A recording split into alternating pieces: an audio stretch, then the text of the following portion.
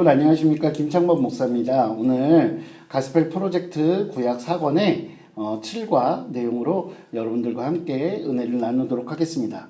자, 7과의 제목은요, 하나님께 지혜를 구하는 왕이라고 되어 있습니다. 여러분, 하나님께 지혜를 구하는 왕 누구일까요? 바로 솔로몬에 대한 이야기가 되겠죠. 자, 먼저 볼게요. 솔로몬이 지혜를 구했습니다. 열왕기상 11장 5절부터 15절까지의 말씀 중에 오늘은 6절부터 10절까지의 말씀을 한번 살펴보도록 하겠습니다.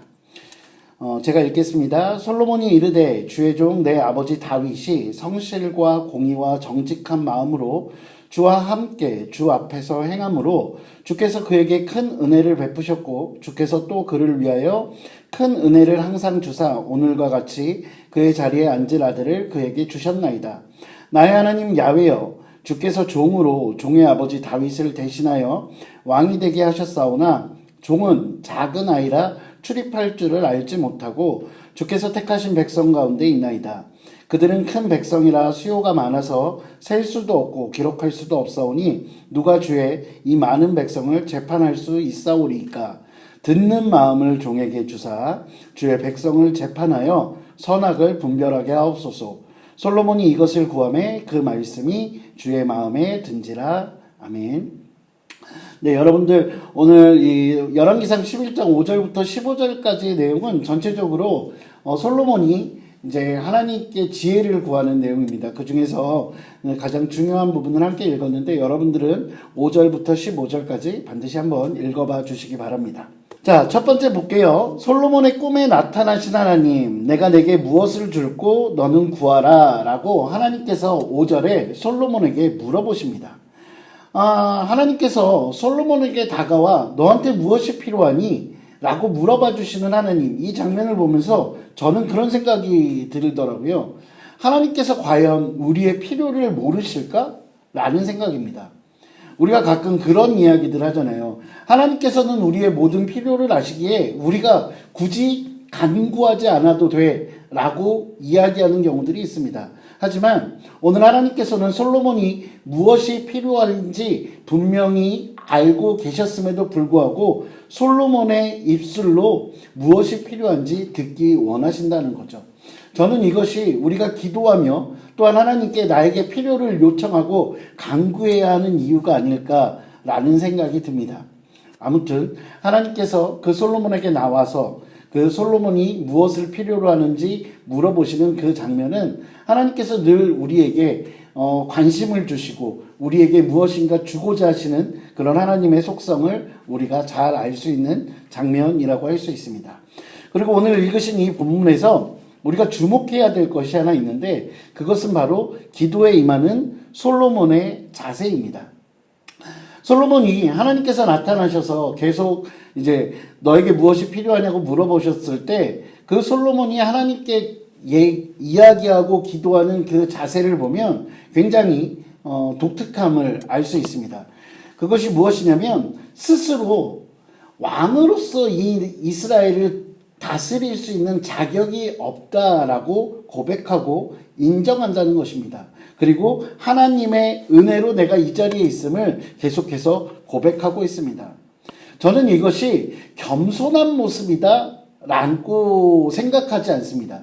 어떻게 보면 솔로몬은 하나님 앞에서 겸손한 것이 아니라 자기 자신에 대해서 정확하게 인지하고 있고 그것을 이야기하고 있다라고 생각합니다. 잠언 3장 5절에서 7절에 보면 너는 마음을 다하여 야훼를 신뢰하고 내 명철을 의지하지 말라. 너는 범사의 그를 인정하라. 그리하면 내 길을 지도하시리라. 스스로 지혜롭게 여기지 말지어다. 야훼를 경외하며 악을 떠날지어다 라고 솔로몬은 고백하고 있습니다. 이 고백 가운데서도 느낄 수 있듯이 솔로몬은 자기 자신을 일부러 낮추는 그런 겸손이 아니라 내가 어떤 존재인지 하나님 앞에 내가 얼마나 연약한 존재인지 정확하게 인지하고 하나님께 나아간다는 것입니다. 우리가 기도할 때도 마찬가지로 이렇게 하나님 앞에 내 모습이 어떤지 정확하게 인식할 필요가 있다는 것입니다. 세 번째로 솔로몬은 왜 지혜를 구했을까요?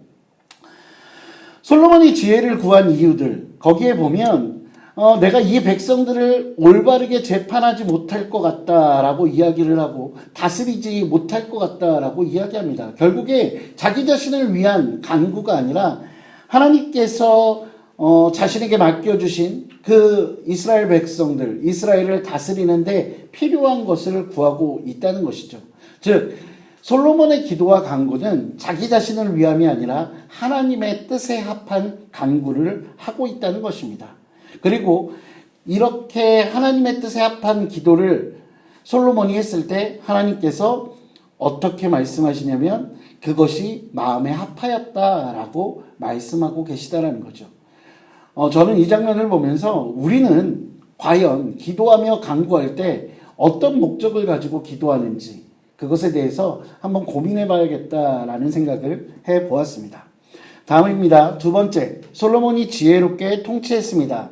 열왕기상 3장 16절에서 28절까지의 말씀 중에서 오늘은 24절에서 28절까지의 말씀을 함께 보도록 하겠습니다. 또 이르되 칼을 내게로 가져오라 하니 칼을 왕 앞으로 가져온지라. 왕이 이르되 산 아이를 둘로 나누어 반은 이 여자에게 주고 반은 저 여자에게 주라. 그 산 아들의 어머니 되는 여자가 그 아들을 위하여 마음이 불붙는 것 같아서 왕께 아뢰어 청하건대 내 주여 산 아이를 그에게 주시고 아무쪼록 죽이지 마옵소서 하되 다른 여자는 말하기를 내 것도 되게 말고 내 것도 되게 말고 나누게 하라 하는지라. 왕이 대답하여 이르되 산 아이를 저 여자에게 주고 결코 죽이지 말라. 저가 그의 어머니이니라 하매 온 이스라엘이 왕이 심리하여 판결함을 듣고 왕을 두려워하였으니 이는 하나님의 지혜가 그의 속에 있어 판결함을 봄이더라. 네, 굉장히 우리가 잘 알고 있는 내용 중에 하나입니다. 이 이야기들 어떻게 보면 교회에 다니지 않는 사람들, 성경을 알지 못하는 사람들도 이 에피소드에 대해서는 참 많이 알고 있습니다. 그런데 이렇게 솔로몬이 지혜롭게 통치할 수 있었던 이유, 그것은 무엇이었죠? 그의 안에 하나님의 지혜가 있었기 때문입니다. 솔로몬이 어떻게 하나님의 지혜를 갖게 되었죠? 그가 하나님께 요청했죠. 하나님, 나에게 필요한 것은 지혜입니다. 라고 했을 때 그 기도에 하나님께서는 응답하여 주셨다는 것입니다. 지혜를 구한 솔로몬에게 하나님은 응답하셨고, 그리고 그 응답의 이야기는 지금까지도 많은 이들에게 회자되어지고 기억되어지고 있습니다. 사랑하는 성도 여러분, 우리가 지혜를 구할 때 하나님께서는 우리에게 아낌없이 지혜를 허락해 주십니다. 그렇게 우리는 하나님께 지혜를 구해야 하고 또한 응답받는 삶을 살아야 합니다. 아울러 여러분들이 반드시 기억하실 것, 하나님은 응답하시는 분이시라는 거예요. 우리가 구하고 우리가 간구하는 그 모든 것들 가운데 하나님께서 보시기에 합당한 것들로 채워주시는 분, 그분이 바로 하나님이시라는 것을 우리는 잊지 말고 그것이 지혜라는 것을 깨달으며 살아가야 할 것입니다. 두 번째로 지혜는 하나님을 의지하는 것입니다. 말씀드렸죠. 솔로몬의 지혜는 어디로부터 온 것이라고요? 하나님으로부터 온 것입니다. 결국 성경은 솔로몬에게 하나님의 지혜가 그에게 있었다라는 것이고 결국에 어떤 의미냐면 지혜라는 것, 그것은 하나님의 뜻을 구하는 것이고 또한 그 하나님의 뜻을 구한 것에 대한 하나님의 말씀, 그 말씀에 청종하고 순종하는 것, 그것이 바로 지혜라는 것입니다. 결국 지혜는 내 뜻을 따르는 것이 아니라 하나님을 의지하고 하나님의 말씀에 귀 기울이는 것이라는 것을 우리는 이 장면을 통해서 잘 알 수 있습니다. 세 번째입니다. 지혜는 선한 열매를 맺습니다. 열왕기상 4장 29절부터 34절까지의 말씀 중에 오늘은 30절부터 34절까지의 말씀을 한번 살펴볼게요. 솔로몬의 지혜가 동쪽 모든 사람의 지혜와 애굽의 모든 지혜보다 뛰어난지라. 그는 모든 사람보다 지혜로워서 에스라 사람 에단과 마올의 아들 헤만과 갈골과 다르다보다 나음으로 그의 이름이 사방 모든 나라에 들렸더라. 그가 잠언 3000가지를 말하였고 그의 노래는 1005편이며 그가 또 초목에 대하여 말하되 레마도네의 백향목으로부터 담에 나오는 우슬초까지 하고 그가 또 짐승과 새와 기어다니는 것과 물고기에 대하여 말한지라. 사람들이 솔로몬의 지혜를 들으러 왔으니 이는 그의 지혜의 소문을 들은 천하 모든 왕들이 보낸 자들이더라. 아멘. 하나님의 은혜는 흐르는 것입니다. 오늘 하나님으로부터 솔로몬은 굉장한 은혜를 받았죠. 어떤 은혜예요? 바로 지혜를 선물로 받았다는 것입니다. 그 지혜는 솔로몬 안에만 머무르는 것이 아니라는 것이죠. 여러분, 우리가 흔히 그런 이야기하죠. 사랑은 어떻게 하는 거라고요? 나누는 것이라고 이야기합니다. 그렇죠. 그러면 하나님의 은혜 역시 마찬가지입니다. 지혜도 마찬가지고요. 솔로몬은 하나님으로부터 온 지혜를 자기 혼자 독식하는 것이 아니라 그것을 통해서 많은 이들에게 하나님을 알려지게 하고 또한 그 하나님의 지혜를 통해 많은 사람들에게 선한 영향력을 끼쳤다는 것입니다. 이것이 바로 예수 그리스도의 향기를 날리는 그리스도인의 삶이라 할 수 있을 것입니다. 그리고 오늘 솔로몬은 하나님께서 선물로 주신 이 지혜를 가지고 아름다운 열매들을 맺습니다. 그 열매는 내 삶을 위한 안위, 내 삶을 위한 어떤 누려야 할 것들, 그런 것들이라기보다는 복음의 열매라는 것입니다. 여러분, 복음의 열매가 무엇이에요? 우리를 위해서 이 땅에 오시고 죽으시고 다시 부활하셔서 하늘로 올라가신 그 예수 그리스도를 알게 하고 또한 많은 이들로 하여 하나님의 영광을 깨닫고 그 하나님을 믿고 예수 그리스도를 믿게 만드는 것, 그것이 열매입니다. 복음의 열매죠. 하나님께서 주신 지혜는 우리로 하여금 이런 복음의 열매를 맺게 해주는 것입니다. 결론을 말씀드리겠습니다. 솔로몬은 지혜로 통치했습니다. 그리고 솔로몬의 이야기는 더 나아가 우리에게 완전한 지혜와 신실함으로 우리를 다스려줄 왕을 가리켜 보여줍니다. 바로 진정한 왕, 예수 그리스도이십니다. 지혜로운 사람은 예수님을 바라보고 모든 면에서 그분께 온전히 순종하는 자입니다. 세상의 완전한 지혜이신 예수님의 왕권, 예수님께서 우리의 주인이시라는 것을 선포하는 삶을 살아가야 할 것입니다. 하나님의 계획과 우리의 사명 보겠습니다. 하나님은 우리에게 주님께 의지해 위로부터 오는 지혜를 얻고 전능하신 하나님을 사람들에게 증거하며 지혜롭게 살라고 말씀하십니다.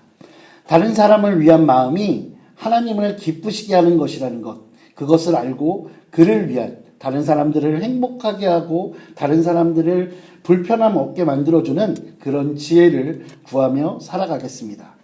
세상이 말하는 지혜가 아니라 하나님으로부터 오는 지혜를 드러내며 그를 통해 세상의 빛과 소금으로서의 역할을 충분히 감당하는 삶을 살아가도록 하겠습니다. 그리고 예수님이 바로 우리의 삶의 가장 뛰어난 지혜이심을 우리 스스로도 알고 그리고 많은 이들에게 전하는 삶을 살아야 하겠습니다. 기도하시겠습니다. 사랑과 은혜가 풍성하신 아버지 하나님, 주님 정말로 고맙고 감사합니다.